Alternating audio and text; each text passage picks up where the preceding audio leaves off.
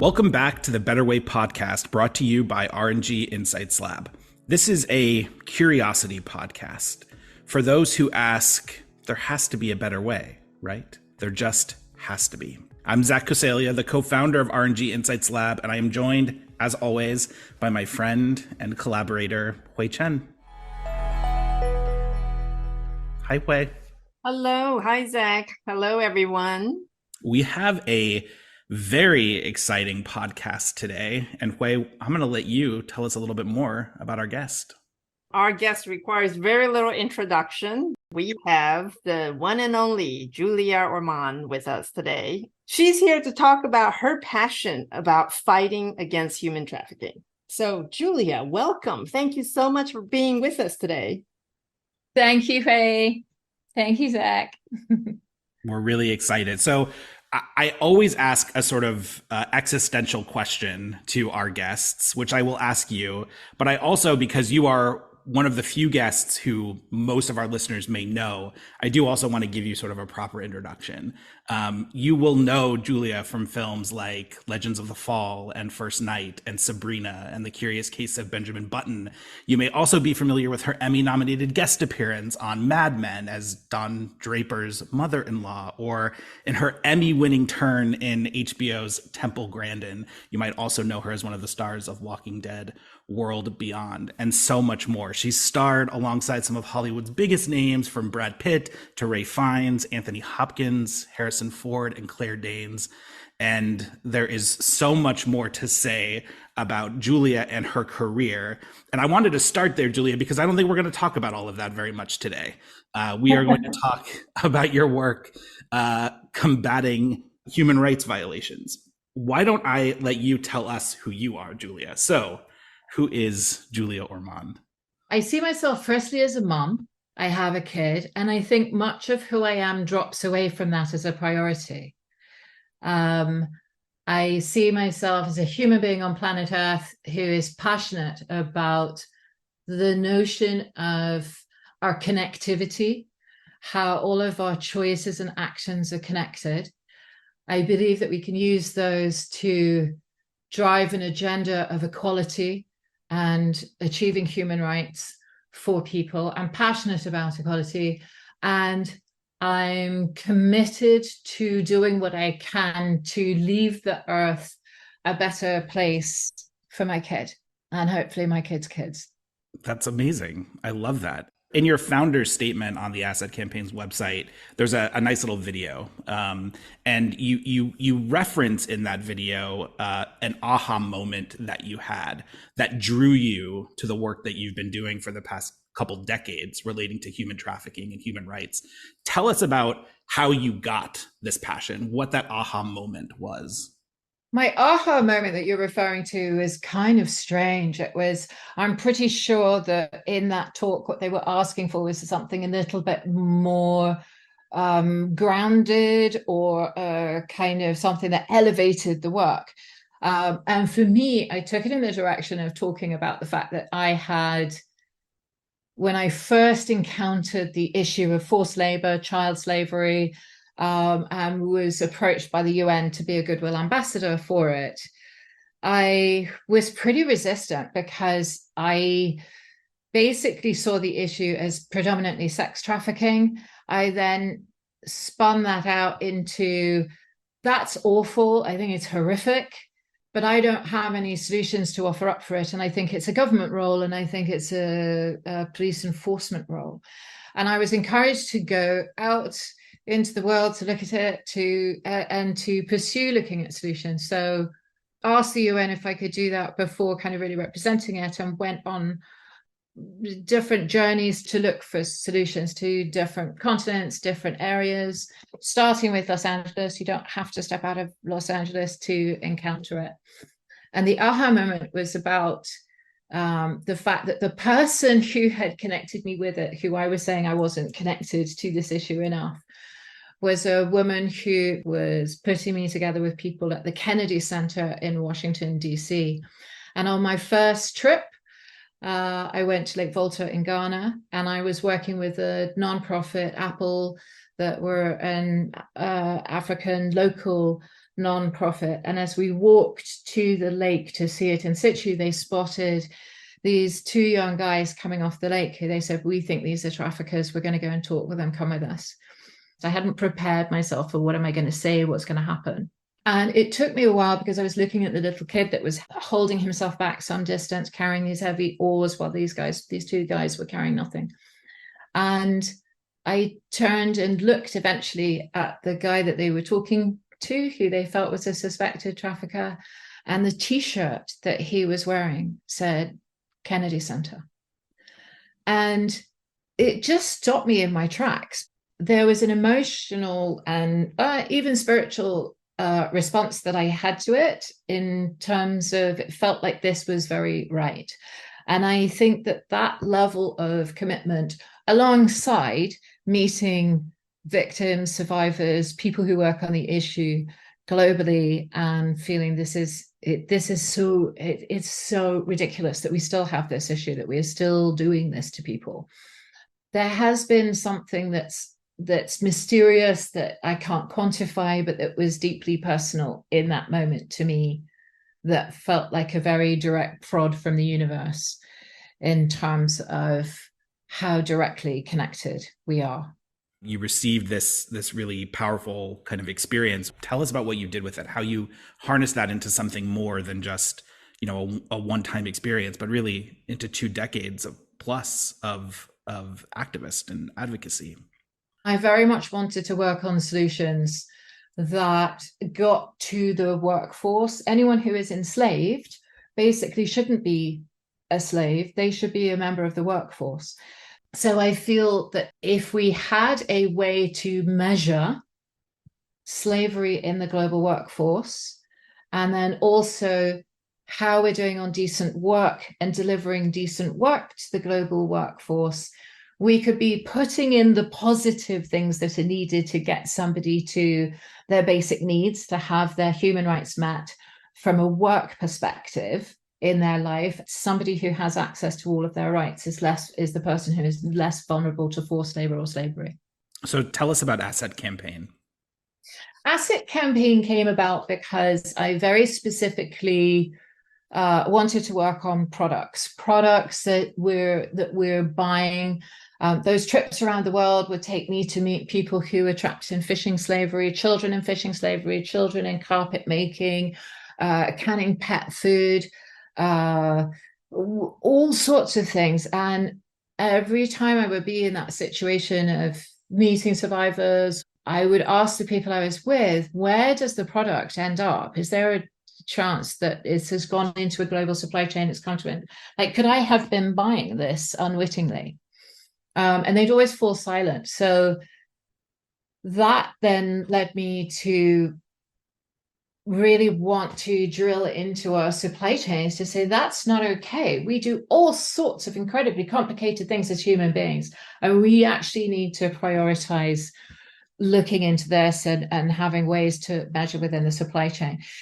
I felt like I needed an organization that focused in on a transparency agenda. Obviously, in that agenda, we joined a lot of people who have a long history of working for corporate accountability and ethics and compliance, and the territory and turf that Hui has, sort of been groundbreaking on and brilliant on.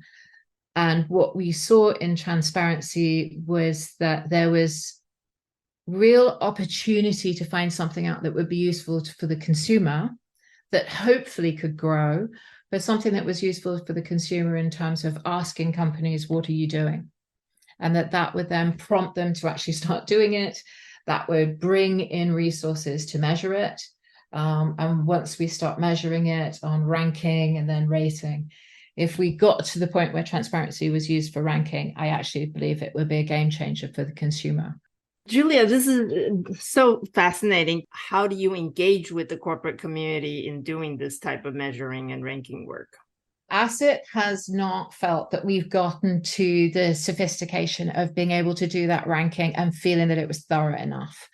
There are other people who are doing measurement, but what we found was that there are legal hurdles that we sadly not been able to navigate. I would love to see the transparency agenda ratchet up and go further to reach its promise, because I do think it's doable. But I think it's become doable because of AI, because of technology that's come in. But you will find that it needs to go in a direction of being much more sector specific. And then when you get into sector specifics, you'll have industries, for instance, like banking, that has the facility to track something or follow the money or see the patterns that would show you that, for instance, there was something going on that was wrong. And break it down into an algorithm that when you have an anomaly within that algorithm, let's say you have a farmer who has a certain amount of land, he buys a certain amount of seed, you know he needs a certain workforce to generate a crop that he will then sell. At some point, he has to be putting out wages, and those wages need to go into a banking system. If there's an absence of that, then that should set up a red flag. But we're nowhere near the depth and detail of that in terms of our response to transparency as legislation. We haven't gotten to the level where we've got consistency. So we haven't reached and achieved the fairness that I think you need, and also the clarity. What do you think are necessary conditions for that to happen, to achieve better consistency, better measurement? Well, the conditions that we need, I thoroughly believe in the transparency agenda, even if it's not at the moment delivering on its potential. I still believe that it has enormous potential. But you would need a revisit in California. You would need a rallying from the UN in order to pull people together to decide on the strategy and what is the best strategic path for people to go along, and start with a small step. I think it's better that you start with something that people can then relate to and implement and measure, and then go on to the next step. And I think it takes a decision that affects business globally. And it could be that the only place to do that is actually within the UN and business codes of conduct within the UN. We don't have yet enough sufficient transparency in how things are done, what the methodology, what the expectations is, and therefore we don't have clarity. And so when you talk with companies, they're not completely wrong in their frustration and their desire for us to do a better job or have more clarity. But what we would want from companies is, I think, a belief in it, that it's got potential, and to step forward and participate in building out that potential. So I'm going to take a step back. So for people who may not be familiar with what corporate transparency in this area looks like, if you can explain to someone who's sort of new to this area, what do you mean by corporate transparency? What are they supposed to be transparent about? What are the efforts that they're supposed to be making in order to be transparent?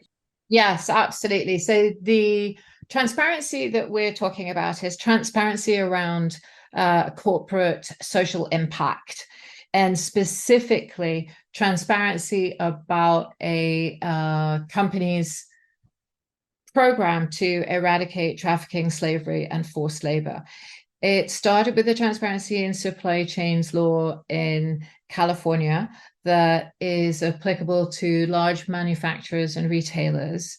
And it asks them what their policy is throughout their supply chain, their direct supply chain, to eradicate those. Now, that opens up the idea that you can't just walk into a supply chain and identify the people who are in forced labor or enslavement. You have to have a policy of the positive, which is delivering human rights. That legislation was then picked up and copied in the UK and upgraded. It was built out to be all businesses. They asked for sign-off from the board. And what is regarded as a large company in the UK is 36 million versus a bar of $100 million in the US with a tax footprint in California. So it's gone from being a state law that has certain restrictions around it to a country law. And then it's also spreading to due diligence laws in the EU, and it's gone on to Australia. And each time it keeps getting more and more robust, more and more meaningful. But I still think we've got a battle to keep it relevant and to be realistic about what it is actually measuring. There are a lot of NGOs. Unseen in the UK is fantastic. Verite is a group who do fantastic work in terms of designing, going into the supply chain, looking at what the problems are, what the vulnerabilities are, and specifically designing to make a supply chain more socially impactful. Be Slavery Free is a great organization in Australia that we work with. But I think we're a long way off where we could be. So I don't mean to be too down on the entire agenda, but I feel that the next round of transparency could get us to the point of measurement, even if it started small. From the perspective of social impact and environmental, and how those two things go hand in hand. For me, it impacts the health of humanity. If as an individual you were sick, let's say you were a smoker that got cancer. As a human being, you would seek treatment, maybe something laser specific in terms of the harms. You would need to change your behavior. You would need to tackle an addiction to something. And I think I could draw a comparison in terms of the whole of humanity. Our workforce has addictive behaviors around forced labor. And a reliance on forced labor and too much product, and a resistance to changing that behavior. But we can also laser in, if we were to measure the practices, the social practices and environmental practices throughout the supply chain, the physical supply chain and the value chain, then we'd be able to tackle it holistically from different sides. On this point about ranking and the transparency and the information that you kind of envision or aspire for the consumer to have, what does that look like? I mean, is it literally in sort of an ideal world, almost like the nutritional information on the back of a product, that we literally see sort of a profile of how a particular product or a particular service is contributing or not to a more socially responsible supply chain? If I book travel, I'll have a tendency to go to a system that has a star ranking, a 5-star ranking. So I would love to see some sort of 5-star ranking in terms of, nothing 1, 2, 3, 4, 5. And I think ranking has more potential to encourage people to do more, but you have to do it in such a way that you have to have these standards, you have to have clarity as to how people are meant to participate.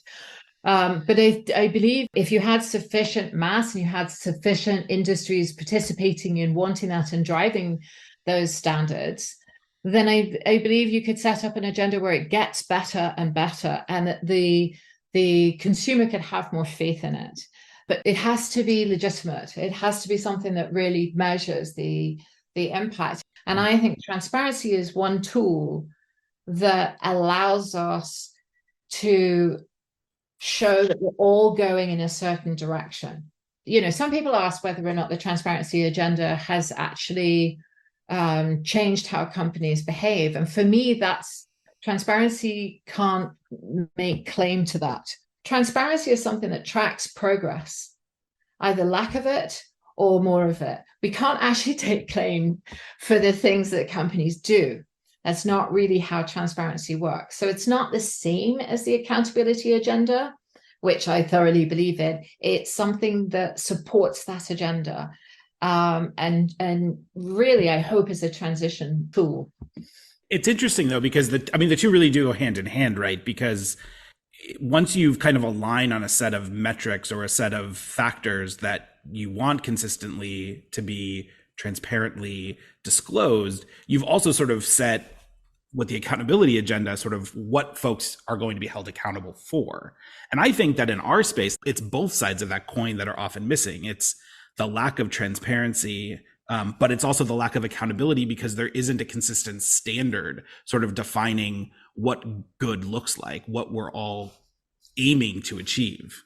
And I also think that transparency resonates with people differently.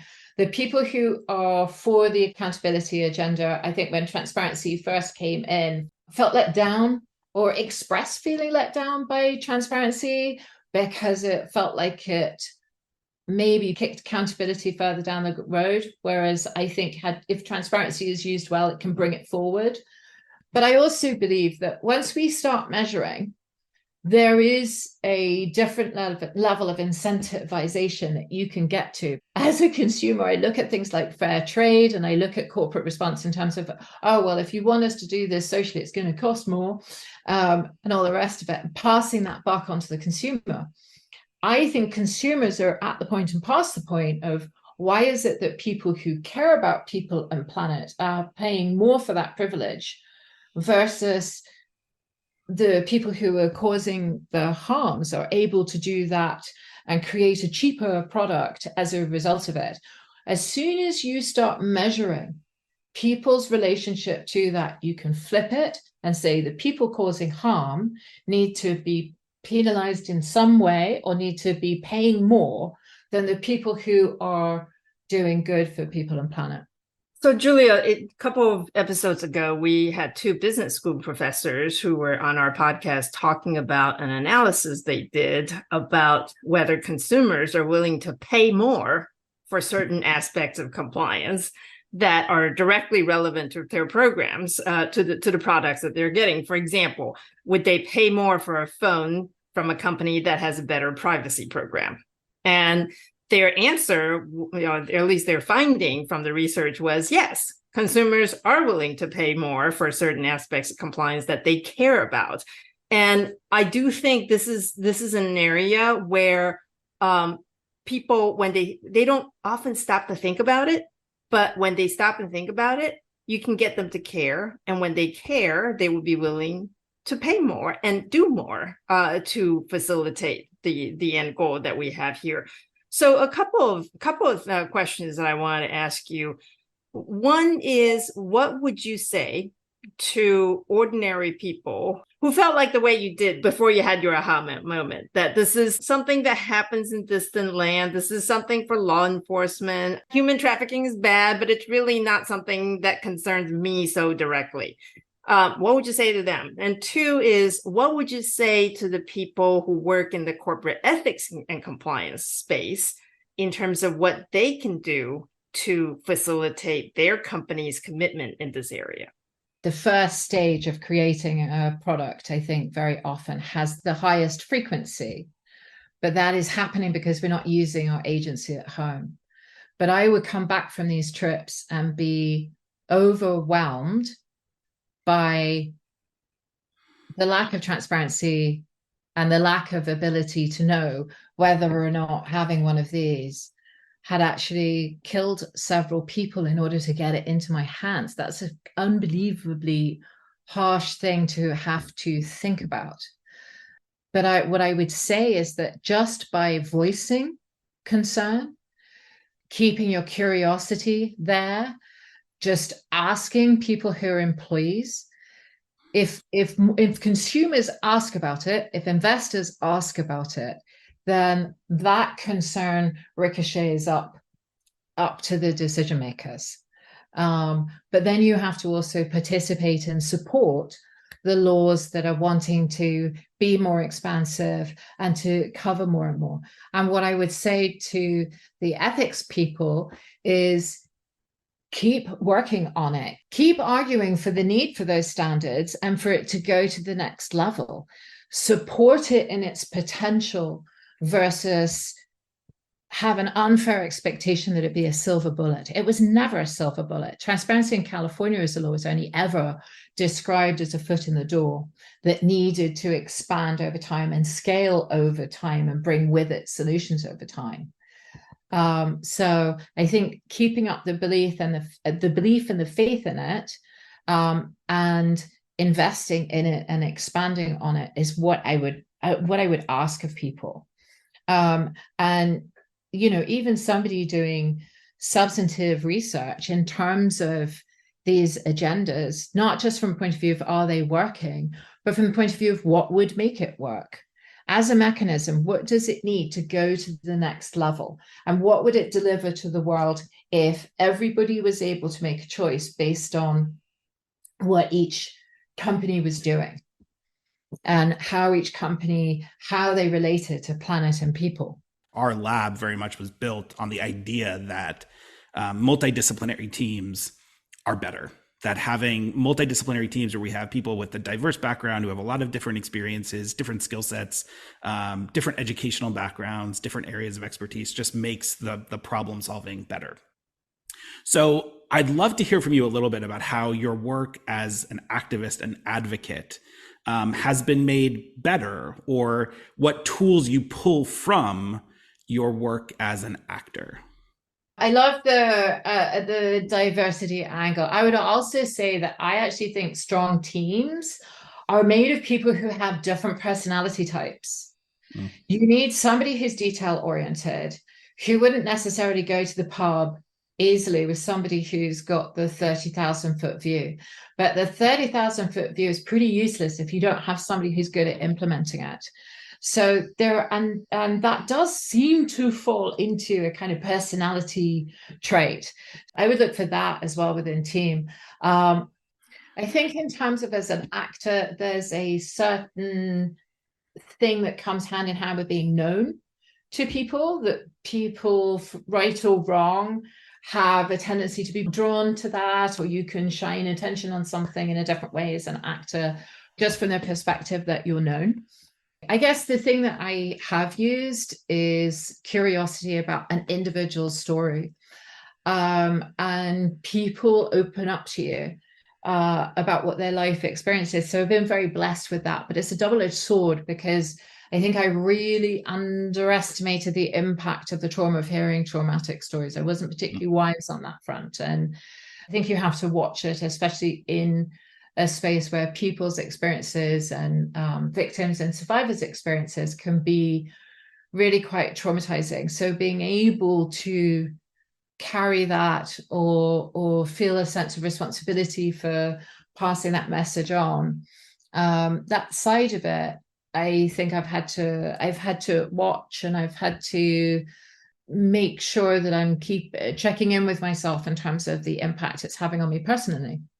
Yeah. Hence, there are times when I feel like I need to take a step back, because that can emotionally overwhelm you. And I think when you're emotionally identifying with something, you're not necessarily closer to the solution. You are emotionally overwhelmed versus more insightful.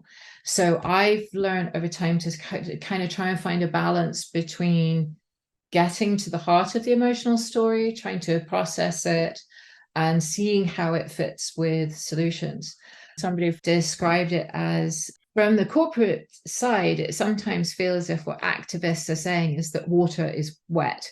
We identify water because it's wet, and it's kind of like, well, that's also oil, that's also blood, that's sweat, tears. There's lots of things, but from a scientific point of view, it's H2O. So for me, the measurement is critical, because it gets us away from emotional biases and presumptions that on some level are really useless. But if we were able to measure something and we believed in that measurement, we believed that it was relevant to what was happening, that we were measuring impact, and that people got credit for doing the right thing. Even if we were just able to give people credit for funding or investing in the right socially impactful program, then I believe it would take off in a different direction. That's actually quite profound. That's really fascinating. well done. I like that a lot. All right, let's get to know you a little bit better. So everyone who comes on the podcast gets asked a series of questions, just so that we and our listeners can get to know them a bit better. Okay, so the first question, you get to choose one of two. You can answer either, if you could wake up tomorrow having gained any one quality or ability, what would that be? Or you can answer, is there a quality about yourself that you're currently working to improve? If so, what? I feel I'm currently trying to work on my positivity. People often say, are you glass half empty or glass half full? And I always answer, well, it's both, right? It depends on what you want it to be.